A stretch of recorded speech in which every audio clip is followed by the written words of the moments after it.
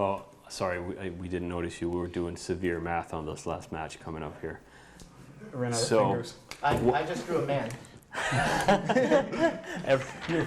Everyone was doing severe math except you. All right, so interesting solution here. So Road Capel winning. So what needs to happen now? Let's see the overview here. So Road Capel are in really good shape, and you guys were talking about the last teams. Yep. So here's what's happening in the next match. So if RVB wins, PL is out of the tournament, no matter what. If Pandemic Legion wins, we have a 3-way tie on wins, and it goes to points. So what may happen here is if Pandemic Legion wins with a certain amount of points, I believe it's something like 86 points, and RVB, if Pandemic Legion wins and then RVB scores more than 38 points, RVB and PL both advance to the group stages. If Pandemic Legion wins and RVB scores less than 38 points against them, then RVB is out and Road Capel and Pandemic Legion advance. This is the most exciting moment in my entire life. Yeah, I can't wait. This could be the most anticipated match of the tournament. My legs are actually dancing beneath the table. Yeah. I'm doing like I would show you, but under the table. a very crazy jig. It's like Lord of the Dance right now under here. We would show you, but under the table, we're not wearing pants. That's true. Anyway, so we only have this one session left. Let's talk a little bit more about contracts. What kind of contracts would you, as director of medals and diplomat, what kind of contracts would your alliances be interested in using? I think we would probably find a use for anything. If we could pay someone to do our dirty work for us, we will do it. Yeah. Assuming we have the ES, which we do. POS killing is a good one because nobody likes shooting POS. And of course, the customs offices, which you guys have done. We're already doing that, yeah. Yeah. The other one, what about putting bounties on people who don't like? Yeah, that's what we talked about a couple breaks ago, like replacing the bounty system with it. Yeah, I think it's a great idea. Like, well, I mean, that begs the question, like, who can accept them? Just public? That kind of is already the bounty system right now, isn't it? Well, the way we are envisioning it is that when you create a contract, you have options in who can sort of accept the contract.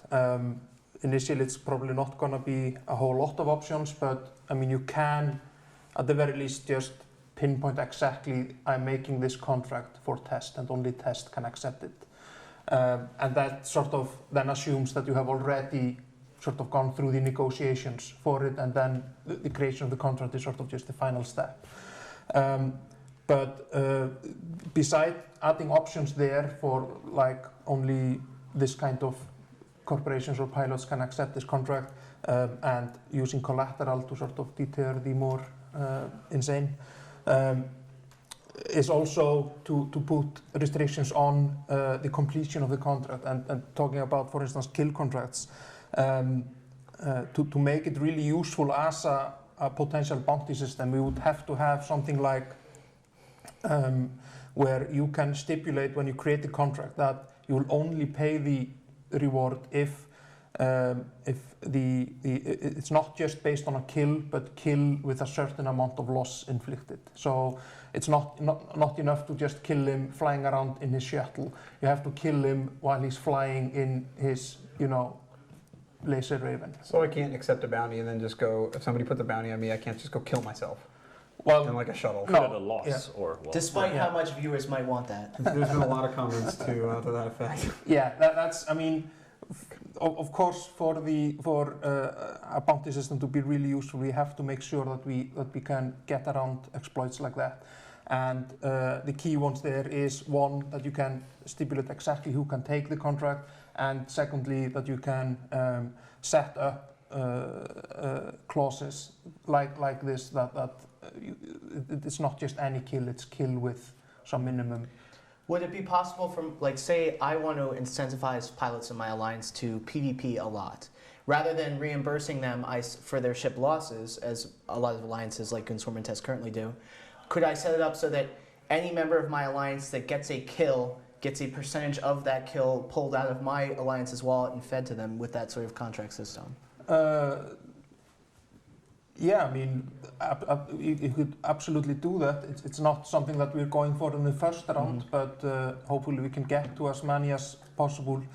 One thing to note is that one of the big mistakes that sort of was done with the original creation of the contract system was that the intention there was to try to create a system that would just be able to support anything and everything, and it didn't really work that well. And so now we're more focused on Just free-form contracts come to my mind. Yeah. It's like nothing but a scamming tool. I miss those so much.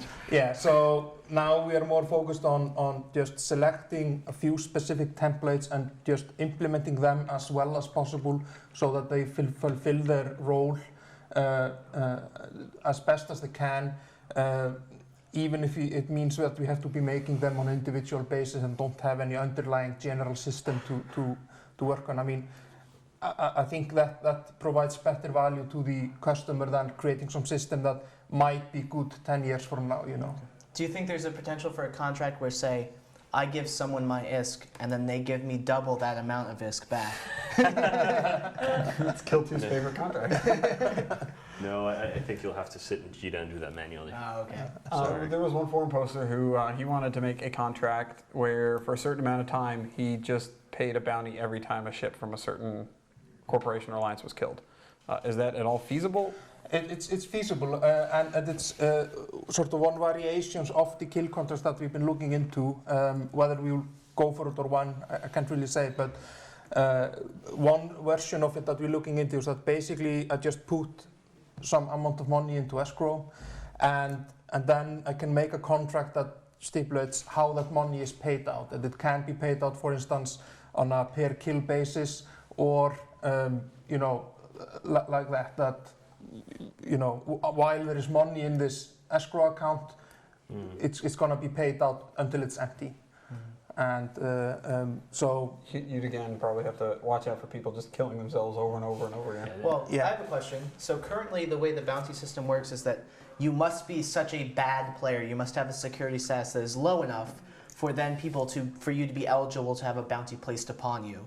With the new contract system, will you be able to place the bounty on anyone you want or only bad people? the thinking now is anyone. Yes. Test Alliance is of course concerned with being bad players. No, I mean, I think that's charming, like being able to put it on anyone. Yeah, we haven't talked about any restrictions on that. That's good. That means you actually have to manage your social relations, and you can't just sit and horribly post. Yeah, that's bad Well, news for you, Michael. That's Hold bad on. news for you, my friend. I can still sit in a station and horribly post. Yeah, that's true. That's true. You added the spin counter. Come on.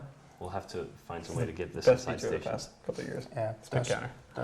Just will save us when Yeah. you get to So- stations. That was something I was thinking about earlier. Is this going to be the first step into how EVE players will be able to contract with Dust players?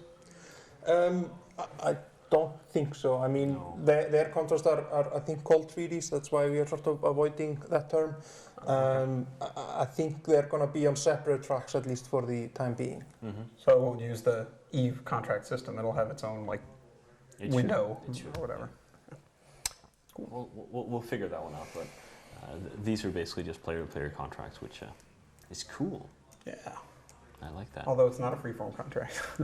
Well, no, it's not a free-form contract. For those people who don't remember free-form contracts, they were basically a scamming tool. That's all they were. I Yes. can't ever remember anybody using a free-form contract for any kind of legitimate reason. No. Miss those days. You made it so easy for us. I know. Well, so I'm really looking forward to this. I kind of want to. I don't think anyone's ever done this before, and I'm kind of looking forward to seeing how it pans out. Like, will players want to use a system like this? Because if they do, I think this provides the most interesting platform to build on for like basically keeping EVE running forever. Well, it's basically been a profession in EVE since EVE's been around. You've had Mhm. mercenaries, but the mercenaries haven't. It's all been like just informal Yeah. contracts. Yeah. And it was really easy for a mercenary group to Yeah. just demand part of the Yeah. payment up front and then just run off and say, Yeah. or be Even- completely ineffective. And Pretend contracts. There may have been rumors that some people falsified the fact that they were given contracts.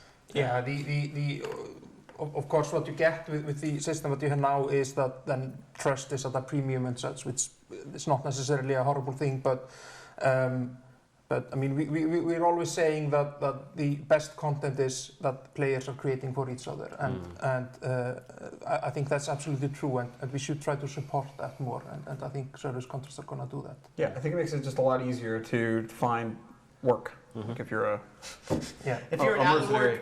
out of work space pilot Poor hobo in line for the mercenary. dole. And you know what? It's more interesting taking work from another player than an agent. Absolutely. Yeah. All right. That would Anyway, Missions out of EVE Online. that'll be the last before this final match.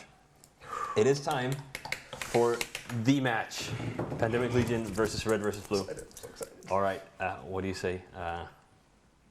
I'm going Pandemic Legion with Red versus Blue getting enough points that both of them make it through. They are both teams of my heart. All right. I'm still so upset at losing Shadu this year. I have not gotten over it weeks later. Don't worry. That's actually not bad. So I'm going with RVB. Oh, all right. Yeah, it's a tough choice. My heart goes with RB, but my head says Pandemic Legion. I think that in such an important match, I think Pandemic Legion will have to get this win. So I think Pandemic Legion.